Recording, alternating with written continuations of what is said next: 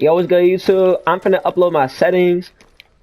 These settings are not my full potential settings. These settings are actually for my messed up controller that I've been using for quite some time now. I recently fixed it, so it is a little bit better, but still drifts from time to time. It's cool though.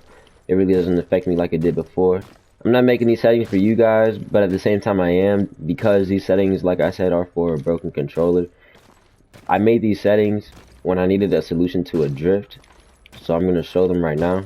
It's really all in the dead zone. The rest of the settings are just my own, but it's really all in the dead zone and the outer threshold and the curve. They're still good settings. A lot of people don't like them, but they actually work really well, and it's actually how I beamed that kid over there. It's actually how I beamed that kid over there. So people can say that there's some ass settings, but yeah, I'm still going to kill you with them. Anyways, I'm going to go ahead and show you these settings. So here we got an 8% dead zone. I don't want it any lower than this because my controller will drift. Even though I fixed it, it still drifts a little bit. So I really can't bring it no lower than 6. The outer threshold, this right here, this also comes with the drift. It really helps. And this, you know, this has nothing to do with it, but this is just my aim, to be honest. So here we go. We have my 300 yaw speed, my 269 pitch speed, 228, 60, 0, 0. You honestly want this on 0? You want this on 0? Really? I want these on 0, but not for these settings here. 120 yaw speed, 90 pitch speed, 190, 116, 40, 40.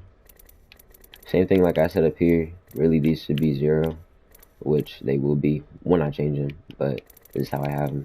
On default. Now when it comes to these settings, per optic settings, this is all default.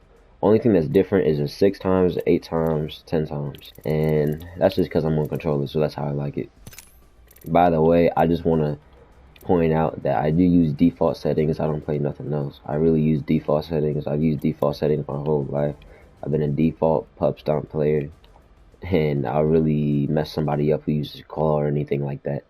And I'm mainly referring to Call of Duty, but this game too. The reason I say that is because in this game I feel like that doesn't really mean too much, but in Call of Duty it means everything. It means a lot, and that's honestly the game that I used to main all the time. So you know, everything is default. When it comes to the aim button, you know, obviously keep that on hold. I don't like people who play on toggle. The dead zones need to be at none. Menu cursor speed. Keep this whatever's comfortable for you, but keep in mind that this is what you want to tweak when you're trying to armor swap. Movement dead zone, small. Honestly, depends on if you have a good controller or not. If you do, you can do whatever you want. If you can't, well, I still want them on small, and that's what my settings are for. So I can leave them on small. Other than that, they would have to probably be on large. Now, when it comes to me, I think the best FOV is 100, not 110, and not anything less. Just because of the simple fact that I'm not on PC, like I said. And the reason you would want this to be up is so that you can see more to the left of the screen and more to the right of the screen. And I think the top 2 and bottom, instead of it being like more closed in, so you can't really see out there that much. That's the main reason. Plus, it definitely helps with the aim. Like, hold on. Definitely helps with the aim.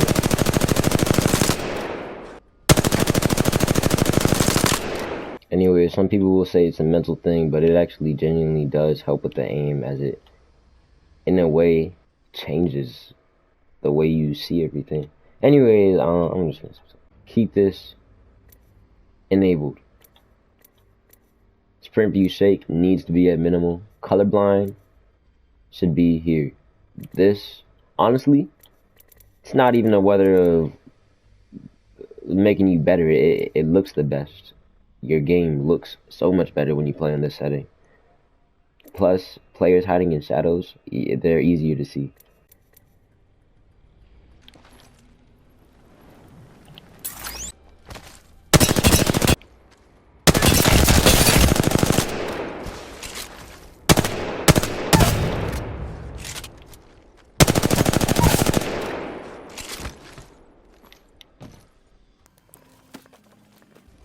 Anyways, made these settings for me a long time ago, and honestly, I fell in love with them at first, but lately, as I'm getting better at this game, I don't know, they're starting to feel a little sluggish to me. I'm starting to feel limited by them. Like, on these other settings, I tried them out, and wall bounces are so much easier, you know, especially in, like, quick successions.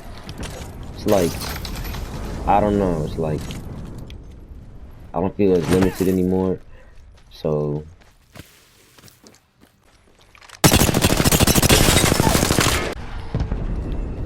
But yeah, only reason I'm really making this video is just so I can have these settings if I ever want to go back to them. Also because I actually spent like 3 days tweaking these settings, so I'm not about to just change them and then not have them anymore. So I'm going to make this video. Anyways, for those of you with broken controllers, if y'all do like these settings, go ahead and like the video.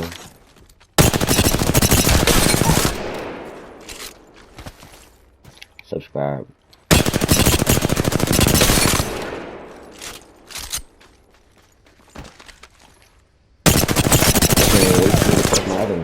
My other settings. I will probably post those either tomorrow or sometime this week, but I'm definitely practicing them, and they're definitely cracked.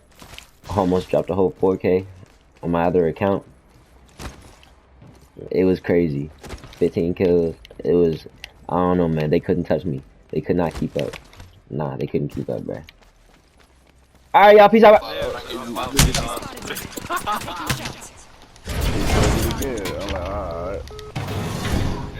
That nigga Tom is hilarious, bro.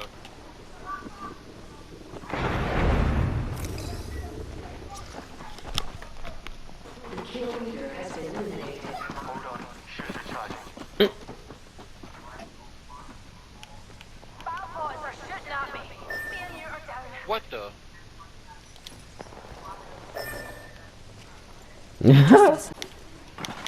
Rat, I'm ratting.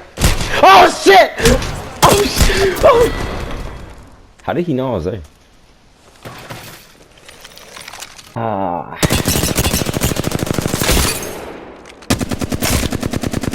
Yeah, my gosh, I'm folding. Get this shit out of here, bro. I'm folding.